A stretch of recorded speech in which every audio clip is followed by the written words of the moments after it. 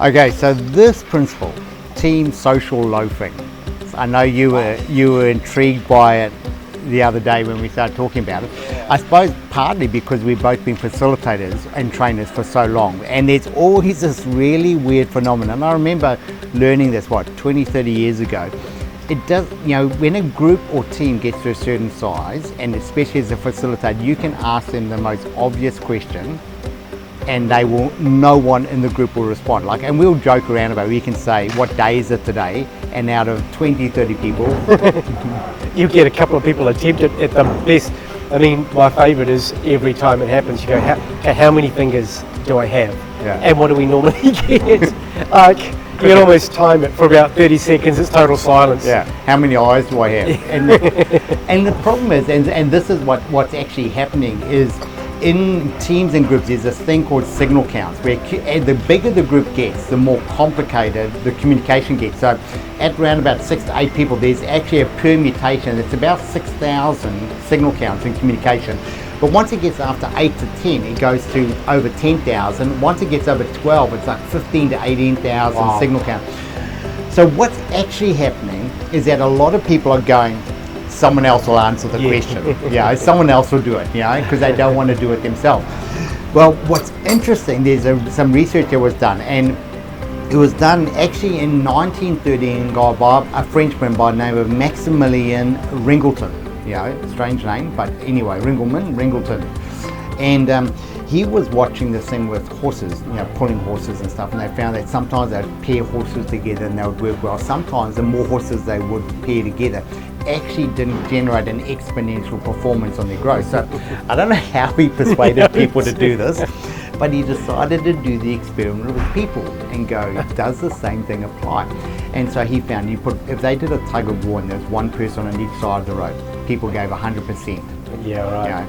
Here's what's interesting. When there was 2 people on the rope on each side, how much percentage effort do you think people gave?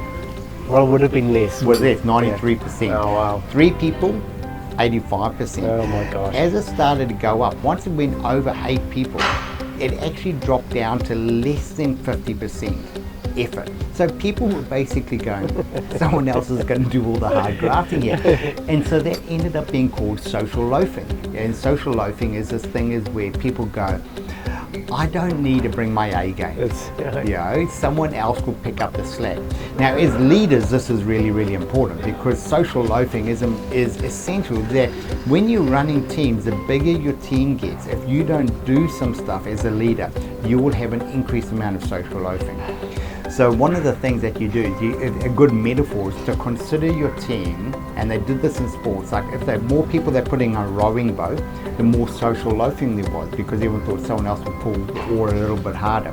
But one sport where there's no social loafing is, guess where? Relay. Yeah, okay. Relay. Yeah. Why? Because I've got to show up with my A game. I've been given an expectation. I've got 100 meters, and if I don't do it well, the team gets let down. That's right. And so one of the things as leaders is that you've got to really generate very, very clear expectations, but also the sense of urgency that, boy, if you don't come up with your A game, we as a team suffer. And so that's a really, really important part of leadership, is that you will see team social loafing when people are unclear about their expectations or how important what they do is associated towards the outcome. Well, there you go. There's a natural law at work in your team now. If you're running a team out there, that you were going to see this, it's going to be operating. And the only way to address that is to begin to take clear stock of what are the expectations on each individual, clarifying that. Exactly, and tie the expectations to the outcome. You see, the person running the relay knows if they don't bring their A game, if they don't run at 100%, there's no way they can win the race.